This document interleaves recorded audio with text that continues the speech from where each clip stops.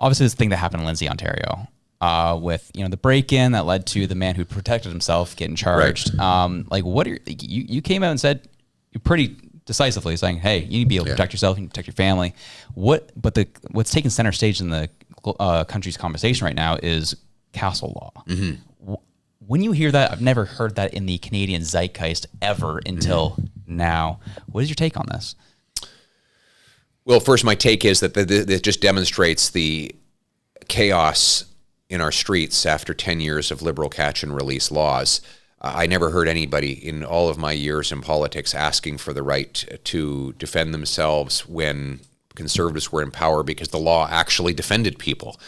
But now people know that the worst offenders are being released onto our streets again and again and again and again. There's no consequences.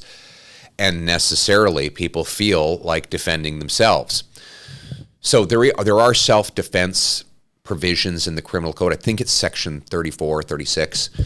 The problem is they don't specify anything about your residence, your dwelling. So what they do is they give a very complicated multi-factor test to judges that says, take this into account and this and this and this and this to determine if the self-defense was justified and proportionate, etc. Yeah, when you're under attack in your home, you don't have the time to calculate, these 7 different tests. You've got a 3-year-old child who's potentially going to be harmed. You've got a masked, potentially armed person in your home. You do whatever the hell it takes to stop him, including taking lethal action, killing him. But you don't have the ability to sit back and run all these calculations through your brain. No one would. So the reason why people are talking about a castle law is the idea that when the confrontation happens in someone's home with an intruder, then a lot of these tests go out the window. And you need to be able to do whatever you think is necessary to save your family. And so our caucus is going to be talking over the next several weeks about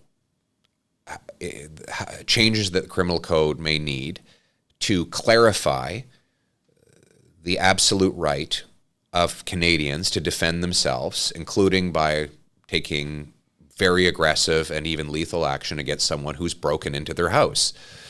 And, some bleeding hearts may say, well, that's cruel. Well, if you don't want to get harmed, if you don't want to risk your life, don't invade someone else's home. It's that simple. And the law should reflect that. And so we're going to be working on that. We haven't yet taken a firm position on a castle law, so to speak, but we're carefully studying the criminal code, and we want to make the changes necessary to let people defend themselves against a burglar. Yeah, and Josh and I are both dads, so we understand that well. Right. Where the idea of if somebody's coming in to hurt your kid over a TV, you better believe it that you're going to deal with an angry father. And I loved Danielle Smith when she answered that, and she said, it was the equivalent of mess around and find out. Which, right? I mean, the media loved it too, but. Kind of going to Danielle Smith's writing, though, in Alberta, with them kind of talking about separation, it's really called into question the identity of Canada. And I know that you have Mark Carney saying we're the most European of the non-European states, and you have Trump down there saying, "Oh, 51st state, you're so beautiful. Wouldn't you be great as an American, state?" And then you had Trudeau saying we're a post-national state. So it's no wonder that Canadians feel like we just don't have an identity right now. And so my really honest question for you is just, what does it mean to be Canadian? So to me, to be a Canadian is to aspire to share in the same promise, the promise this country made every single one of us. You work hard, you get a great life, you get to have a nice house in a safe street. And then not only do you enjoy that promise, but you have to protect it. Sometimes that means taking arms to fight a war, as our ancestors and more recently, our more recent veterans did. Sometimes it just means fighting for changes that preserve the promise through the political system. Sometimes it just means doing your job as a good law-abiding Canadian. But that, to me, is the thing that is unifying and special about this country. It's a meritocracy where you're judged not by where you come from, but by how hard you work and what you contribute, and that we are prepared to fight for that and defend it. That we have a common identity, and that identity is rule of law, Western freedoms, government is servant, not master, the British common law system.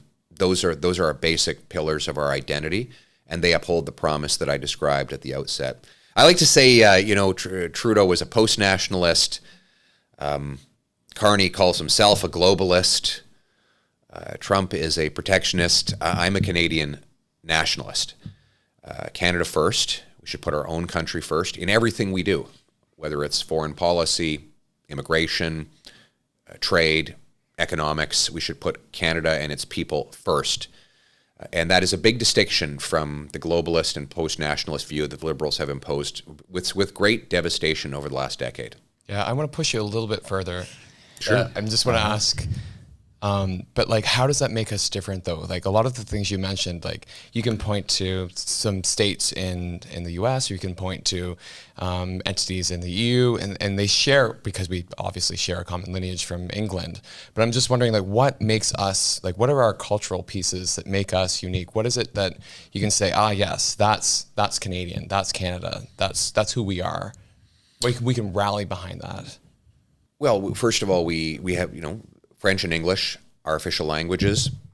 The fact that we've been able to coexist with those two different languages and two different backgrounds. What makes us different than Europe? Well, we imported the European people over the generations without importing any of the European conflicts. It's incredible when you think about it. Protestants and Catholics were tearing each other's eyeballs out on the British Isles and Ireland, etc., and even on the continent for years, and then they came to Canada and got along, and that was really the speciality of our country, is that people came from around the world and they left behind their sectoral differences, and they got along amazingly. It really is a special, and we take that for granted, but the fact that the sectarianism, which of course exists everywhere, including it has existed in Canada, but it really never amounted to racial violence. Like, we had, back in the day, Protestant Catholics would have rivalries and they would squabble and stuff, but we didn't have large scale and long-standing violence between the two groups. And then when you see people come from other parts of the world, up until recently, people would come from the Middle East. And they would have, they might have strongly held views about what was happening there, but that didn't result in blows in the streets, didn't result in Molotov cocktails being thrown at children's schools until recently. And I think one of the most toxic things Liberals have done by taking away our common sense of identity and shared values and saying that we really have no core identity, and also the wokeism that divides people and defines them by their group identity rather than their personal characteristics, is that now we see these conflicts for the first time ever actually metastasizing into physical violence on our streets. We did not have that before. We always had people who were, for example, critics of Israel in a political sense. We did not have large-scale and systematic attacks on synagogues and Jewish children's schools. We did not. And this is a new addition to our country that is, I believe, the result of a very deliberate liberal agenda to divide people up by group identity, turn them against each other, and use it for political advantage. And that we must reverse. Our rule should be very simple to anyone who comes to Canada. Don't bring foreign conflicts to our streets. This is Canada, and we are Canadian first.